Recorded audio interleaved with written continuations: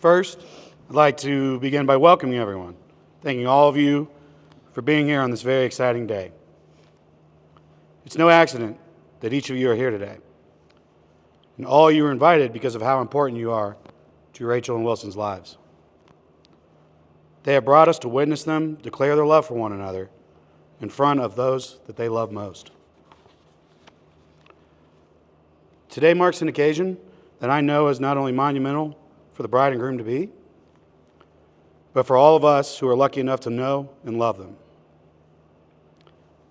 In a few moments, we will love them even more so as a couple. I think I've had the good fortune to meet most of you here today at some point. For those of you whom I haven't met, my name is Jacob. I've been pals with Wilson for a long time through work, and now I am lucky enough to also have Rachel in my life too. Rachel and Wilson asked me to conduct this ceremony today because I agreed to do it for a six-pack of beer. As of today, I've only received 4 of those beers, so you're getting 2/3 of a speech. Secondly, Rachel and Wilson trust me to follow direction. They have asked to keep my speech short, classy, and family-friendly, so there won't be any unflattering stories about them. No stories of drunken shenanigans or run-ins with the law.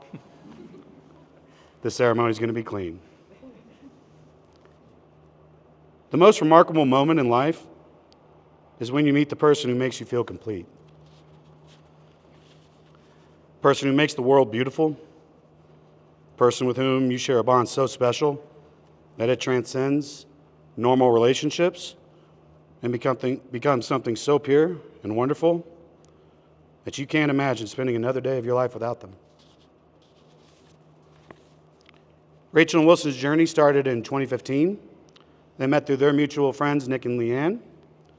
Little did everyone know what seeds were planted that day, but early on, Rachel and Wilson lived about 2 miles from each other, and Wilson would regularly pick her up for trivia night. As the relationship progressed and became serious, traveled through Europe together, visiting countries like Belgium, France, Scotland, and Switzerland, seeing the world and growing as a couple. Wilson eventually asked the big question while they were vacationing in Hawaii. Wilson's nerves were running wild, and he wanted everything to be perfect, to the point he almost spoiled the surprise. Asking uncharacteristic questions like, what would you be wearing that day? How's your makeup going to be?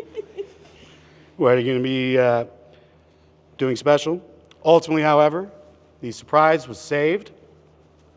He pushed through the nerves and managed to pop the question on the cliffs overlooking the ocean in Hawaii, to which she answered yes. As a third-party spectator to their developing love, it was clear that the two of them represent a perfect pairing because each of them complement each other so well. Upbeat, optimistic sweetheart Rachel, and Wilson, salty as the sea. They balance one another. While each of them is a tremendous individual on their own, together they are even better. And being better together as a team, a unit, partners in crime, is what has been many years in the making, and ultimately why we are all here today, witnessing their commitment to one another in front of everyone they love most.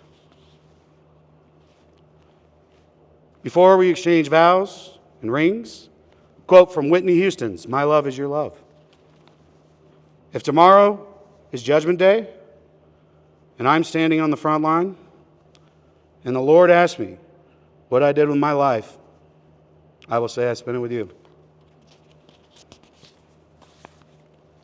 The exchange of your wedding vows is the most ancient part of a wedding ceremony. These are the words that couples for centuries have spoken to one another. And while they are very simple words, they have extraordinary meaning and importance.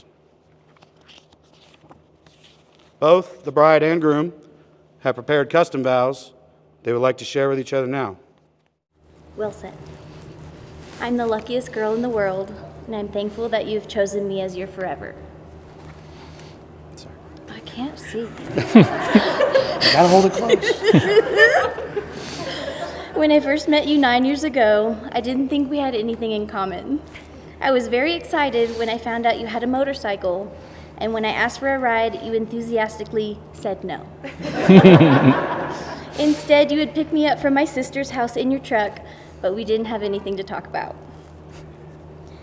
Well, 9 years ago, I didn't know the extent of your humor and how you love being the center of attention. I didn't know how incredibly thoughtful you are with your actions and your gifts. I didn't know how deep your loyalty ran with your friends and now with me. I especially didn't know how well you cooked. I know all these wonderful things about you now, and somehow you've managed to spoil me beyond belief.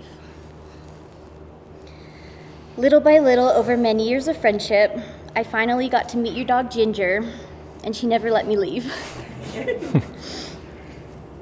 The first time I knew I loved you was when we took a trip to Guadalupe National Park. We had traveled so much together over the years, but this was our very first trip together without our friends. We had plenty to talk about during an 8-hour car ride. You didn't get sick of me. I was able to keep up with you during our hike, and you saved me from hypothermia. We laughed and joked the whole time, and it's one of my favorite vacations with you. I knew we both shared a love for traveling, but during this trip, I knew we would enjoy each other's company for the rest of our lives. I love that you are unapologetically yourself, with a lot of opinions, and true to who you are. I love that you try new hobbies and are oddly good at everything you do. I love that even though you hate expressing your feelings, you leave me love notes. When I'm with you, I feel seen and I feel beautiful. You are one of a kind, especially since you voluntarily washed my feet after your best friend ran me over.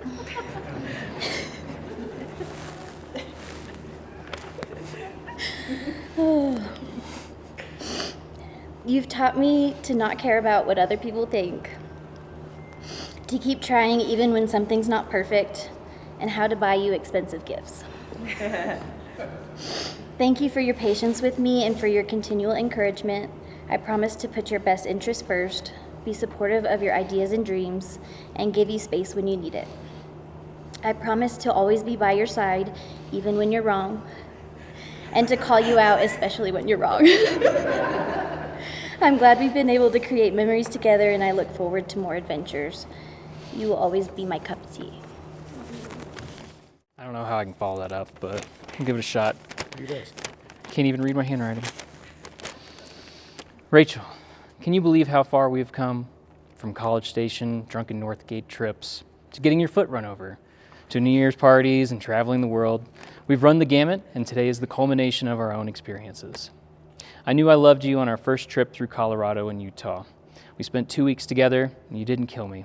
So I knew then you were the one. I love that you are so selfless and willing to give every ounce of your being to helping others and asking nothing in return. You have committed your life day in and day out to helping people through the darkest times of their lives, and you carry that with you. You are one of the strongest people that I have ever met, but at times you don't see that in yourself. I do. I also see the love you have for everyone. I hear your contagious laughter, and I feel the energy and warmth you bring to a room. A self-proclaimed wise friend once said at his own wedding, "Today, everything changes, but also today nothing changes." He may be full of it most of the time, but those words are true. Today, you become my wife, but you've already been my best friend, my partner, and the love of my life. I promise to always be by your side and encourage you to be the best you can ever be. I promise to make you laugh and smile, even though you say I'm not funny. I promise to strive to be the best that I can be in our marriage and to always try to improve. I promise to love you for all of my life. You'll always be my cup of sugar. Wilson, do you take Rachel to be your lawfully wedded wife, to love and comfort her, for better or worse, in sickness and health, and file your taxes jointly for as long as you both live? I do. Rachel, do you take Wilson to be your lawfully wedded husband, to love and comfort him, for better or worse, in sickness and health, for as long as you both live? I do. The circle symbolizes eternity, and the ring, like a circle, is a reminder of the perfection and endurance of Rachel and Wilson's commitment to each other. You're now going to complete the exchanging of the rings. Repeat after me, Rachel, as you place this ring around Wilson's finger. This ring I give you This ring I give you is a symbol of my love. is a symbol of my love. You are the love of my life. You are the love of my life. You are my best friend. You are my best friend. This ring I give you This ring I give you is a symbol of my love. is a symbol of my love. You are the love of my life. You are the love of my life. You are my best friend. You are my best friend.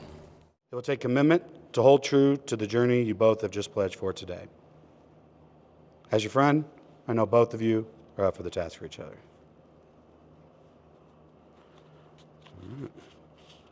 With that, by the power vested in me, I am pleased to be the first to address you as husband and wife.